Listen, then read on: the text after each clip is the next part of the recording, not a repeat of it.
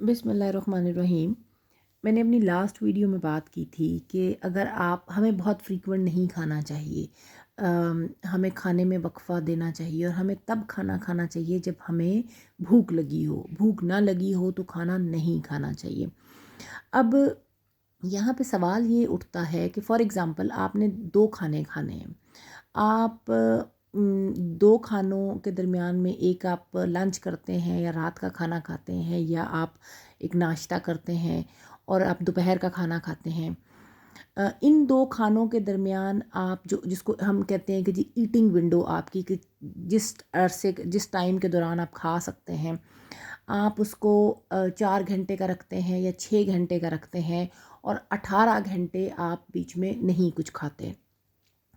अब जब आप 18 घंटे बीच में नहीं खाएँगे तो ऑब्वियसली आपकी बॉडी जो है उस फूड को यूज़ करके आपकी स्टोर्ड फैट्स को यूज़ करके एनर्जी प्रोड्यूस करेगी। अब यहाँ पर सवाल ये पैदा होता है कि जब आपने 2 खाने खाने हैं तो उन खानों में आपको फिर अपनी वो सारी न्यूट्रिशन लेनी पड़ेगी जो इससे पहले जो लोग अगर 3 खाने खा रहे थे या 5 खा रहे थे या 7 खा रहे थे या वो थोड़ी-थोड़ी देर के बाद खा रहे थे। नॉर्मली जैसे जो हमारा पहला एक वेट मैनेजमेंट या वेट रिड्यूस करने का जो एक मेथड यूज़ होता था वो ये था कि जी आप कम खाएँ, कैलोरी कंट्रोल करना ना। कि जी आप कैलोरी कंट्रोल करें, आप कम खाएँ। जिसमें क्या होता था कि नॉर्मली लोगों को भूख लगी रहती थी और वो उसके साथ स्टिक करना मुश्किल हो जाता था। कुछ अरसे के बाद फिर होता क्या है कि आप वो कंट्रोल कर कर के अचानक आप उससे फेड अप होके फिर जब आप उसको छोड़ते हैं तो फिर आप बहुत ज़्यादा खाने लग जाते हैं। तो वो सारे का सारा प्लान जो है वो ख़राब हो जाता है। लेकिन 2 खाने खाने का मकसद ये है कि आप इसको अपनी लाइफ़ टाइम एक आपका ये एक लाइफ़ टाइम प्लान होना चाहिए, ना कि कोई थोड़ा टेम्परेरी या थोड़े से टाइम के लिए आप उसको करें और फिर आप उसको छोड़ दें। और उसमें जब ज़ाहिर है आप अपने फूड के अंदर फ़ैट ऐड करते हैं तो वो आपको एक भूख नहीं लगती, फाके की कैफ़ियत नहीं होती। आप अपने आप को फुल फ़ील करते हैं कि भरा हुआ पेट आप फ़ील करते हैं कि आपको भूख नहीं लगी और आपका ध्यान हर वक़्त खाने वाली चीज़ों की तरफ नहीं होता। तो अब ऐसी सूरत हाल में आपको क्या खाना चाहिए? उसमें क्या आपको सिर्फ़ फ़ैट खाना चाहिए या आपको सिर्फ़ फ्रूट्स खाने चाहिए या सिर्फ़ वेजिटेबल्स खानी चाहिए या सिर्फ़ मीट खाना चाहिए या सिर्फ़ नट्स खाने चाहिए या क्या खाना चाहिए? अ, उसमें किस क्वांटिटी में कौन-सी चीज़ खानी चाहिए, ये सारी चीज़ें बड़ी इम्पॉर्टेंट हैं।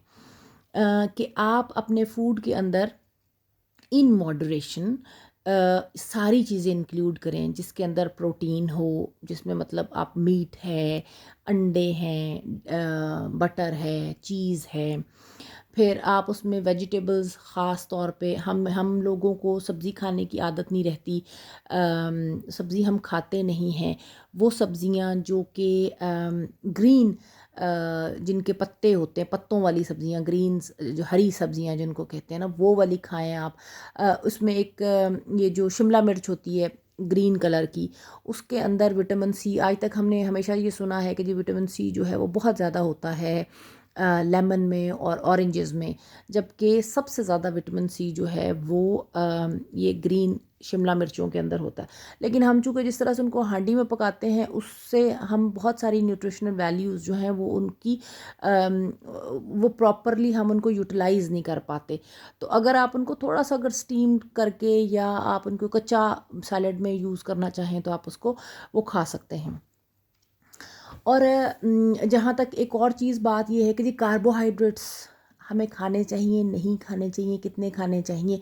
अब जैसे इंडिया पाकिस्तान के अंदर हमें रोटी चावल खाने की बहुत आदत है, उसके बगैर हमें लगता है कि हमारा कोई भी खाना जो है मुकम्मल नहीं है। इवन इफ़ लोग ये भी कहते हैं कि जी ताकत तो रोटी से मिलती है, गंदुम से मिलती है। तो ये खानी बड़ी ज़रूरी है। अब इसमें ये है कि आप सारी चीज़ें यूज़ करें, जिसके अंदर आपको अम, अपनी खुराक के अंदर गोश्त, जिसमें जो रेड मीट है वो भी आप खाएं। ख़ास तौर पे जो ये जो हमारे यहाँ बकरा और बड़े का गोश्त है, नॉर्मली जो फॉर्म का नहीं है गोश्त, आम तौर पे तो हमारे मुल्क में वैसे फॉर्म्स के गोश्त अब बड़े शहरों के अंदर तो हैं, लेकिन ये कि छोटे शहरों पे स्टिल वही जो नॉर्मल एक चारा जानवर खाते थे, उस चारे के ऊपर वो जो जानवर वो खा रहे हैं, नॉर्मल चारा उसके ऊपर वो खा रहे हैं, वो कोई हाइब्रिड किस्म के चारे शारे नहीं खा रहे, उनका गोश्त हमें इस्तेमाल करना चाहिए और उसमें कोई प्रॉब्लम नहीं है आपको, लेकिन इन मॉडरेशन आप उसको यूज़ कर सकते हैं। साथ में आप चिकन अगर आप खाना चाहें तो आप वो खा सकते हैं, लेकिन मैं तो इसकी फेवर में नहीं हूँ बिल्कुल भी। ये जो फॉर्म्स का और ये जो ब्रायलर चिकन है, ये इसके अंदर बहुत सारे इश्यूज़ हैं। आपने अगर गोश्त खाना है तो आप वो देसी मुर्गा जो है वो अगर आप खा सकते हैं अगर आपको अवेलेबल है, और ख़ास तौर पे अगर आप उसका वो पतला एक शोरबा या सूप बना के अगर आप वो पिएँ, तो वो इवन इफ़ आपकी स्किन के लिए, आपकी हेल्थ के लिए वो बहुत अच्छा है। वो आपको यूज़ करना चाहिए। या ये कि मछली, लेकिन मछली भी वैसे मैं प्रेफर ये करती हूँ कि अगर तो नेचुरल जिस तरह पहले मछलियाँ होती थी, ये जो फॉर्म्स की मछलियाँ हैं इनके अंदर बहुत सारे इनकी फीड, एक्चुअल असल मसला ये है कि ऑब्वियसली चीज़ें तो ये सारी वही हैं कि हम जानवरों की अगर बात करते हैं वो भी, या मछली की बात करते हैं, लेकिन असल मसला आ जाता है इनकी फ़ीड का। इनकी फ़ीड के अंदर बहुत सारी चीज़ें ऐसी हैं जो कि हमारी सेहत के लिए ठीक नहीं है।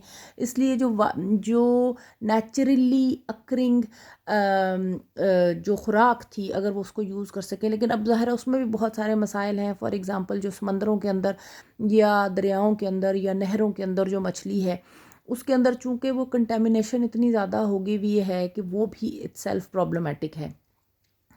अब ये है कि आपको कितनी क्वांटिटी खानी चाहिए। होता क्या है कि जब लोग खाने लगते हैं तो वो करते क्या हैं कि वो एकदम से बहुत ज़्यादा बीच में फ़ैट शुरू कर दिया, बहुत ज़्यादा मीट खाना शुरू कर दिया, वेजिटेबल्स की क्वांटिटी जो है ना, वो सैलड्स की क्वांटिटी जो है वो बहुत कम कर देते हैं। अब जैसे फॉर एग्ज़ाम्पल ये जो एक दायरा है, आप इसको कंसिडर कर सकते हैं कि जैसे आपकी प्लेट है, तो इसमें आपको कितना कितना पोर्शन किसी चीज़ का खाना चाहिए। तो उसमें अगर 2 पोर्शन आप सब्ज़ी के डालें, उसमें आपने चाहे सैलड की फॉर्म में है, चाहे आपने उसको थोड़ा स्टीम कर लिया है, या आपने उसको ग्रिल कर लिया है, या जैसे भी आपको जिस भी फॉर्म में वो पसंद है, तो कम से कम प्लेट के 2 हिस्से जो हैं वो आपकी सब्ज़ी होनी चाहिए। एक हिस्सा जो है वो आपका फ़ैट, यानी कि उसमें घी, बटर, चीज़ वग़ैरह, और अगर आपने उसको सब्ज़ी को थोड़ा-सा स्टीम करके उसको थोड़ा उसमें देसी घी आपने डाला है, तो ऑब्वियसली वो उसके अंदर भी ऐड हो गया। उसका ये मतलब नहीं कि आपने सब्ज़ी के अंदर भी डाला और फिर आपको अलग से भी एक पोर्शन लेना चाहिए। तो ये दोनों चीज़ें आपस में आप उसको एडजस्ट कर सकते हैं। और जो एक हिस्सा है वो गोश्त का, यानी कि एक प्लेट का जो चौथाई हिस्सा है, 1/4 हिस्सा है, वो आप उसमें गोश्त का, आप उसमें किसी भी, चाहे आपने शोरबे में खाना है या आपने उसको भुना हुआ खाना है, भुने से मुराद ये कि आपने उसको ग्रिल वगैरह करके खाना है, जैसे आपके लिए वो मुनासिब है। अपने कल्चरल कॉन्टेक्स्ट के अंदर जो हमारा एक नॉर्मल फूड है उसके अंदर करते हुए आप उसको यूज़ करें। ये आपका एक टाइम का खाने की बात हो रही है। सेम इसको आप एडजस्ट कर सकते हैं अपने दूसरे टाइम के खाने के साथ भी, कि हमने किस तरह से खाना है। और कोशिश ये करें कि अगर आप रोटी अवॉइड कर सकते हैं, या ये है कि अगर एक रोटी खाते हैं तो आप पौनी रोटी खानी शुरू कर दें, या पौनी खाते हैं तो हाफ़ खानी शुरू कर दें। या अगर आप उसको अवॉइड कर सकते हैं तो वेल, चूँकि लेकिन शायद हमें हमारी ट्रेनिंग इस तरह से है कि इन द लॉन्ग टर्म उसको छोड़ना या उसको अवॉइड करना मुश्किल हो जाता है, तो आप उसकी क्वांटिटी कम कर सकते हैं। किसी एक टाइम पर आप थोड़ी सी छोटा सा बारीक सा पतला सा फुल्का जो है वो आप खा सकते हैं, क्योंकि जिस तरह एक आम नॉर्मल इंडिया में तो रोटी बहुत छोटी साइज़ की बनती है, जो इंडिया में एक रोटी बनती है वो शायद एक रोटी जो है वो काफ़ी है, लेकिन हमारे यहाँ रोटी का साइज़ थोड़ा सा बड़ा है। वो उसमें 150-200 ग्राम के करीब आटा जो है वो एक रोटी के अंदर लोग यूज़ कर रहे होते हैं। तो अगर आप उसको 50-60 या ग्राम तक की रोटी का छोटा सा एक पेड़ा आप बनाते हैं और उसकी एक रोटी एक टाइम पर अगर आप खा लेते हैं तो आपके लिए काफ़ी है। तो आई होप आपका थोड़ा सा इसके साथ थोड़ी चीज़ें क्लैरिफाई हुई होंगी कि फ़ूड आपने अपना किस तरह से करना है।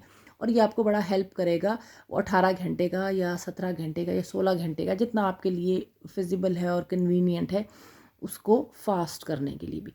Thank you very much for watching. Allah हाफिज़।